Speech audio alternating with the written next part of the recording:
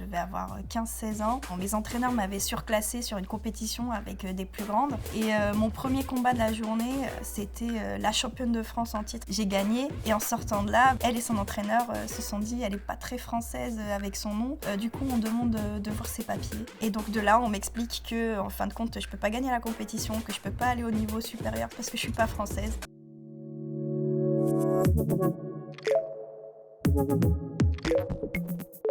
Bonjour, je suis Nadia Benabdelouahed et je suis manager de sportifs de haut niveau. Bienvenue sur Papillon Action. Je suis née en Algérie, je suis arrivée en France à 8 ans et demi. Je ne savais parler ni français, je ne connaissais pas la culture. J'ai fait mon petit parcours avec vraiment la philosophie esprit sain, corps sain. Donc très vite j'ai commencé à faire du sport de haut niveau en judo. Et au bout de 6 mois, j'ai été championne de France. Je suis partie à l'INSEP, j'ai enchaîné les compétitions où j'ai fait une double licence maths et sciences éco et un master en langue, affaires et commerce international. C'est d'accompagner des sportifs de haut niveau et un certain nombre de personnalités dans leur projet de vie, dans leur projet professionnel, de sorte à ce qu'ils soient uniquement concentrés sur leur pratique, sur leur spécificité, que tous les éléments soient réunis de sorte à ce qu'ils soient les plus performants dans ce qu'ils font. J'ai pas d'autre chose qui me vienne à l'idée si ce n'est ma grand-mère. J'ai grandi dans un foyer matriarcal et c'était elle la big boss à la maison. Et très vite, elle a instauré en fait une liberté de choix, une égalité de sexe. Et la seule philosophie qu'elle avait, c'est quand tu veux faire quelque chose, tu te donnes les moyens. Dans tous les cas, tu y arriveras puisqu'il y en a d'autres avant toi qui l'ont déjà fait. On doit être tous sur le même pied d'égalité, qu'on soit un homme, une femme. C'est très important qu'on ait tous en fait les mêmes chances. Un peu le principe de l'école républicaine où chacun en fait dispose des mêmes moyens pour pouvoir en fait essayer de se construire et faire son parcours dans la vie. Je me suis engagée auprès d'ONU Femmes France parce que c'est quelque chose qui me tient énormément à cœur, la condition de la femme. Et je pense qu'il est très important de célébrer la femme, de montrer qu'elle est tout aussi forte et puissante qu'un homme. Et ça passe par ce genre d'organisme.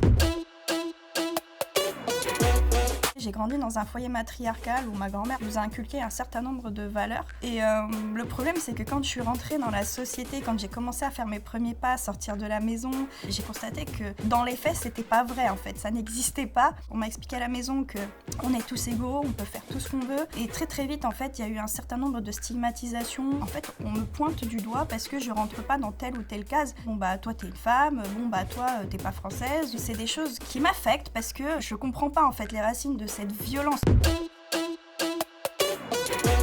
Je pars du principe qu'en fait le sport c'est un moyen d'émancipation qui véhicule un certain nombre de valeurs et de vecteurs très forts dans la société, à savoir l'engagement, la valeur de l'effort, la pugnacité, l'égalité en fait, parce que le fait est que quand tu rentres sur un ring, sur une piste de course ou sur un tatami de judo, mais au final les athlètes qui sont présents sur place, que ce soit des hommes ou des femmes, en fait ils sont sur le même pied d'égalité. Clairement, à l'instant T, tout peut arriver et c'est ce qui fait que clairement il y a une réelle égalité sur ce point-là.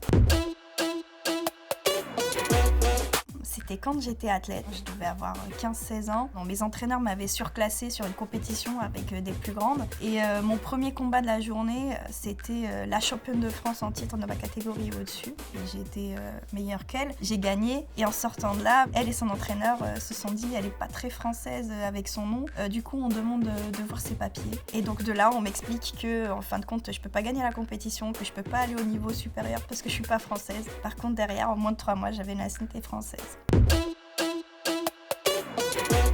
J'accompagne une athlète qui est exceptionnelle, qui s'appelle Clarisse Agbenienou, qui est aujourd'hui l'une des femmes les plus puissantes en fait pour moi au niveau de sa discipline, et qui commence à prendre vraiment une belle place au sein de la société parce qu'elle est tout simplement un sacré rôle modèle. Et ça c'est une belle fierté parce qu'au départ elle m'a regardée, elle m'a dit je comprends pas, je suis une femme, je suis black, je m'appelle Agbenienou, je fais du judo, qu'est-ce que tu veux faire de moi? Et là je l'ai regardée, je fais mais justement ce sont tous tes atouts, et elle m'a regardée avec beaucoup de défis en me disant vas-y fais. Et donc je lui ai dit ok je vais faire.